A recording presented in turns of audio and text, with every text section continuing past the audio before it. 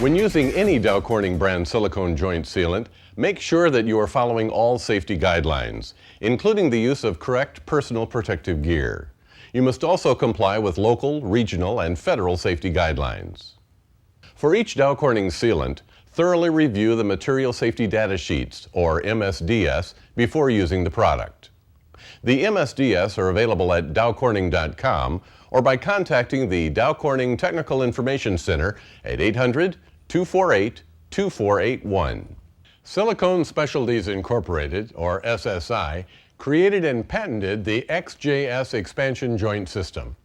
Dow Corning Corporation is a partner in the system, providing the Dow Corning 902 RCS joint sealant used with SSI's Sill Spec 900 polymer nosing system.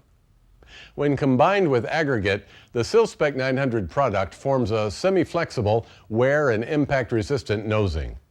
Dow Corning 902 RCS sealant is a two-part rapid curing silicone used to form the flexible rubber gland for the joint. The XJS materials may be placed in joints that vary both in width and depth with a substrate of steel, concrete, or a combination of both. The XJS system offers the answers to problems on strip seals, rubber plank systems, armor joints, and joints with asphalt or concrete overlays. Even joints that are too wide and need to be closed up, or small joints that need to be widened, can all be repaired to give a functional, watertight structure. The easy installation of the system means that crews can begin work after morning rush hour and have a bridge repaired and back in service before the evening traffic starts. The XJS system is installed in a series of simple steps. The system's excellent performance depends on several factors in the field. To get the maximum performance, the system must be properly installed in joints that are properly designed and prepared. First is the removal of the old joint system. It's critical that the concrete substrate is structurally sound. If working cracks are encountered, they must be treated as a joint and formed and sealed. Using nothing larger than a 30-pound chipping hammer, chip any loose or unsound material down to structurally sound concrete. Next, sandblast the substrate to remove all contaminants. With a steel substrate, check for soundness. Then sandblast until you have reached white metal. Do not use solvents for cleaning unless advised by Dow Corning. To avoid flash rusting, the primer should be applied immediately after sandblasting and airblasting the joint. Allow the primer to dry to the touch before installing the backer rod. This will vary depending on temperature and humidity. The primer and sealant should be applied when the substrate surface temperature is above the dew point. Refer to primer manufacturer's data sheets or contact Dow Corning for details regarding specific primers. After sandblasting, the joint and surrounding areas should be blown clean of all dust using compressed air of at least 90 psi. Air compressors must be equipped with traps capable of removing moisture and oil from the compressed air line. After cleaning, the joint is ready for forming. We're going to simulate some different joint configurations you're likely to encounter in the field. Forming should be done using extruded polystyrene, such as styrofoam extruded polystyrene insulation from the Dow Chemical Company. Expanded polystyrene, or what is commonly called beadboard, is not chemical resistant or strong enough to work properly and should not be used. Tools for forming are simple and inexpensive. For cutting the foam, use a long blade razor knife and straight edge. Or for thicker pieces, a skill saw will work well. You'll also need a tape measure, duct tape, a margin trowel, and open cell polyurethane such as tundra foam. Many times joints have closed to the point that it is impossible to provide a functional joint without resizing the opening. With this system, the styrofoam forms are made to the desired dimensions and placed over the existing joint. The forms are held in place by styrofoam cleats, which are removed as the nosing is placed along the forms. Remember to make the cleats higher than the recess so they cannot be covered up and lost in the nosing. Sometimes it's the opposite situation and the joint is too wide and needs to be closed. By placing regular, tight backer rod, not the soft type, next to the styrofoam form at the sill spec 900 nosing can be placed in the blockout and down the face of the joint.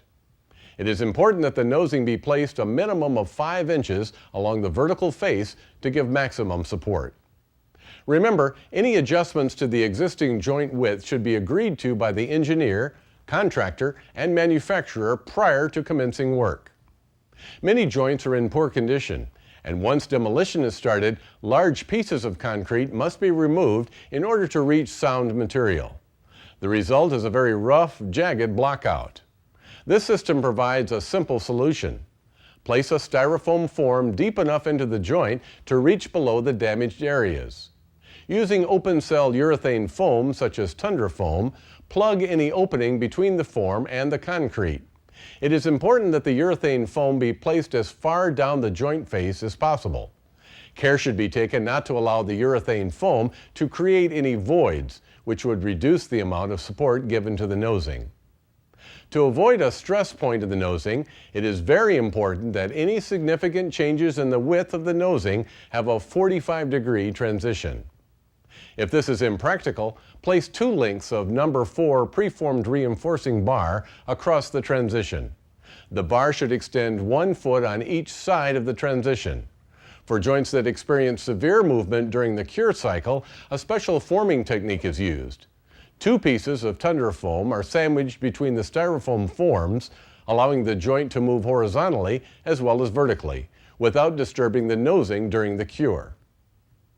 Now we install the sill spec 900 polymer nosing. It is available in several package sizes, which contain components A and B, as well as the blended aggregate. All chemical reactions, including the curing of sill spec 900 nosing, are affected by temperature.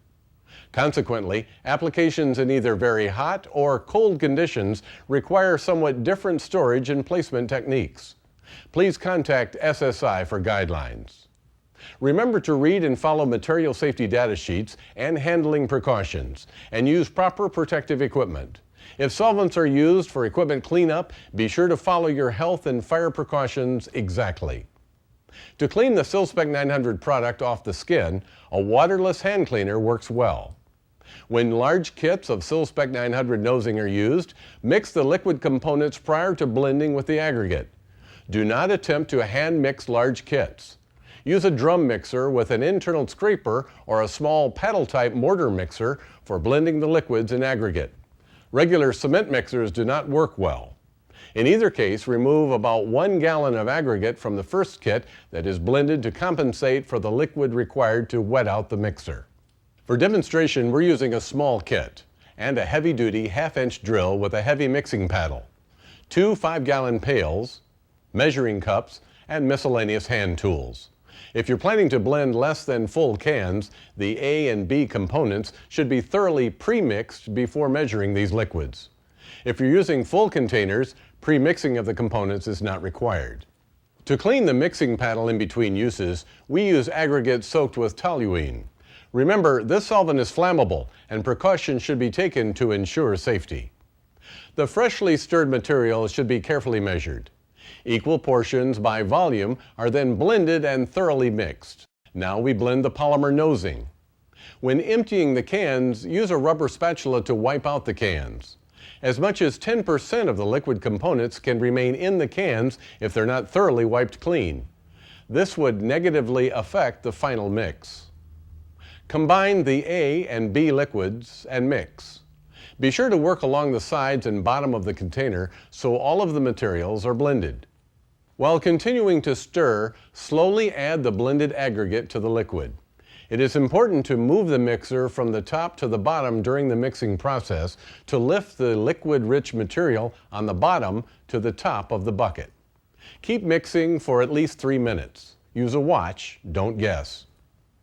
Dump the mixed material into a second bucket and continue mixing for another 3 minutes. This additional step will ensure that the liquid is thoroughly and evenly dispersed throughout the aggregate. Improper mixing will result in wet and dry spots in the mix and cause high porosity in the cured nosing. Now, place the polymer-based mortar into the joint. Use a margin trowel to force the material against the styrofoam form and back edge of the joint. Using a steel trowel turned lengthwise in the joint, push hard on the mortar to ensure good compaction. When the compaction is correct, liquid will begin to appear on the surface and the material will have a wet, shiny appearance. If the nosing is dry and granular looking, then compaction is not complete. Improperly compacted material will be weak and porous.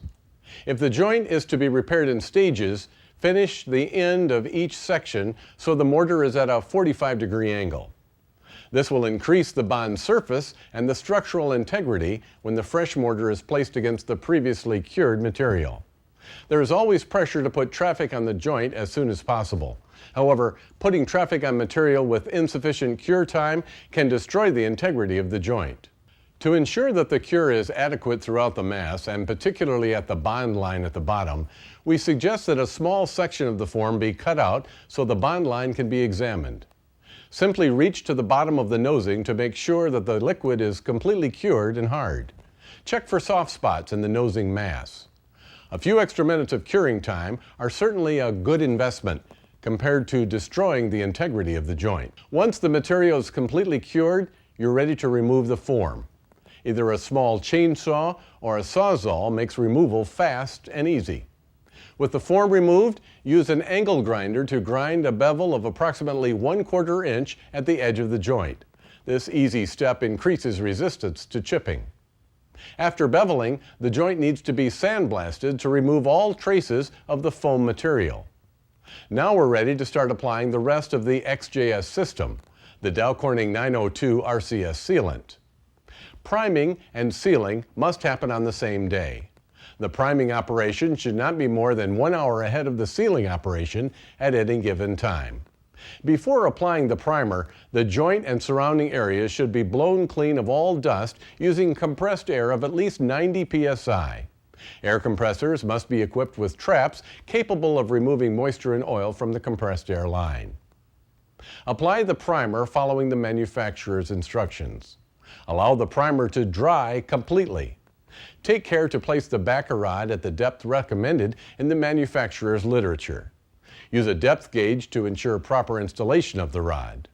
For less switchover, use the larger Dow Corning 902 RCS sealant kits and an air-powered 2-part pump. Or use the convenient sausage packs with an air-powered sausage gun.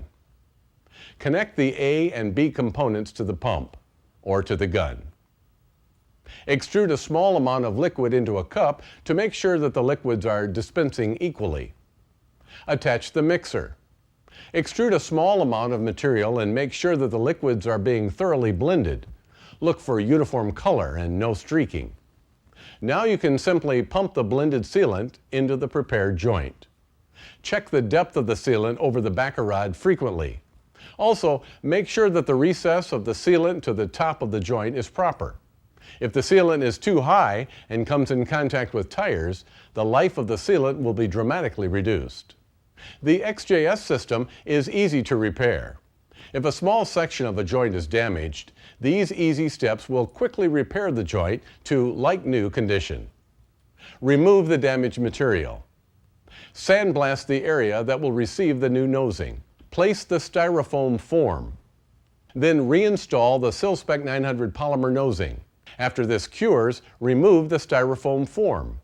Then sandblast to remove any excess styrofoam material. Cut the old sealant to expose fresh silicone surfaces. Install new backer rod and replace the damaged silicone. There you have it, as good as new, a waterproof joint ready to go back into service.